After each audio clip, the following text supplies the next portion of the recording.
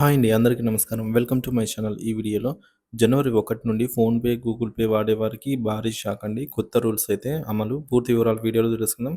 వీడియోని ఎక్కడ గాని స్కిప్ చేయకుండా ఎండ్ వరకు చూడండి. అప్పుడే ఇన్ఫర్మేషన్ పూర్తిగా అర్థమవుతుంది. వీడియో చూస్తున్న ప్రతి ఒక్కరు వీడియోకి లైక్ చేయండి ఫ్రెండ్స్. ఈ వీడియోని తోటి మిత్రులతో అయితే షేర్ చేయండి. కొత్తగా మన ఛానల్ చూస్తున్నవారు ఇంకా సబ్స్క్రైబ్ చేసుకోకుంటే వెంటనే మన ఛానల్ అయితే సబ్స్క్రైబ్ చేసుకోండి. దీని ద్వారా నేను చేసే లేటెస్ట్ వీడియోస్ అన్నీ మీ వరకు రీచ్ అవుతాయి.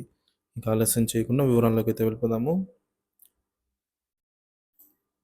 డిజిటల్ పేమెంట్స్‌లో కొత్త మార్పులు, యూపీఐ భవిష్యత్తు మరియు ముఖ్య నిబంధనలు. ప్రస్తుత కాలంలో డిజిటల్ పేమెంట్స్ మన జీవితంలో అంతర్భాగం అయిపోయాయి.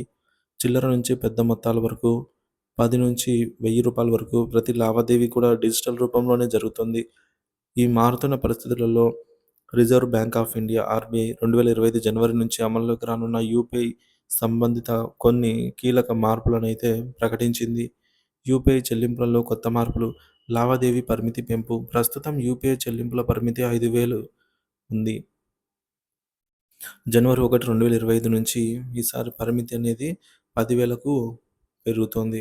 సో, ఒకవేళ ఈ మార్పు వల్ల వినియోగదారులకు మరింత సౌలభ్యం కలుగుతుందని అయితే ఆర్‌బీఐ భావిస్తోంది. సేవా రుసుములు లేవు. యూపీఐ 1, 2, 3 చెల్లింపులు చేసేందుకు ఎటువంటి సేవా రుసుమైతే విధించబడవు.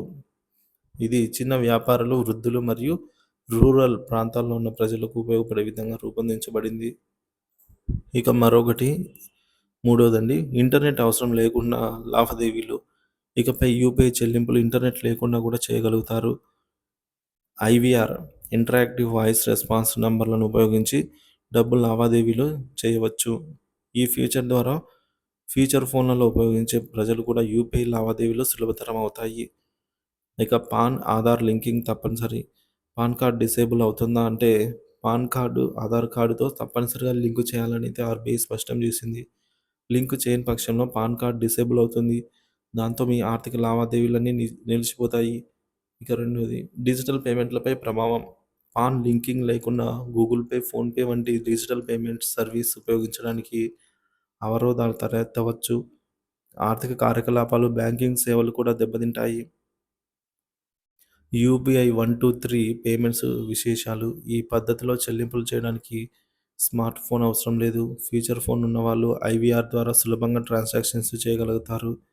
ఇంటర్నెట్ లేని ప్రాంతాల్లో కూడా ఈ విధానం ప్రజలకు ఎంతో ఉపయోగకరంగా ఉంటుంది. అమలుకు గడువు. ఆర్‌బీఐ ప్రకటించిన ఈ మార్పులు 2025 జనవరి 1 నుంచి అమల్లోకి రానున్నాయి. డిసెంబర్ 31, 2024లో బ్యాంకులు తమ సిస్టమ్స్‌ను నవీకరించడానికి, అప్‌గ్రేడ్ చేయడానికి ఇచ్చిన గడువు ముగుస్తుంది. ఆ తర్వాత కొత్త నిబంధనలు అమల్లోకి వస్తాయి. మరి ప్రజలపై ఎటువంటి ప్రభావం అంటే మొదటిది, లావాదేవీలు మరింత సులభం.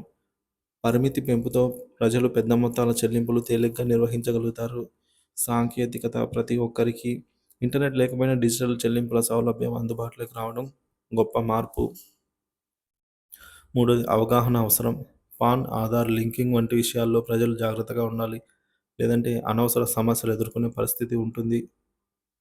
సో, మొత్తానికి ఆర్‌బీఐ తీసుకొచ్చిన ఈ మార్పులు భారతదేశంలో డిజిటల్ చెల్లింపుల రంగంలో కొత్త అధ్యాయాన్ని తెరలేపుతున్నాయి. జనవరి 1, 2025 నుండి యూపీఐ పేమెంట్స్ మరింత సౌకర్యవంతంగా మారటంతో పాటు ప్రతి ఒక్కరికి అందుబాటులో ఉండే విధంగా మార్పులు చేపట్టబడ్డాయి. ఈ మార్పుల ద్వారా డిజిటల్ ఆర్థిక వ్యవస్థ మరింత బలపడుతుందనైతే ఆశిద్దాం. Thank you for watching this video.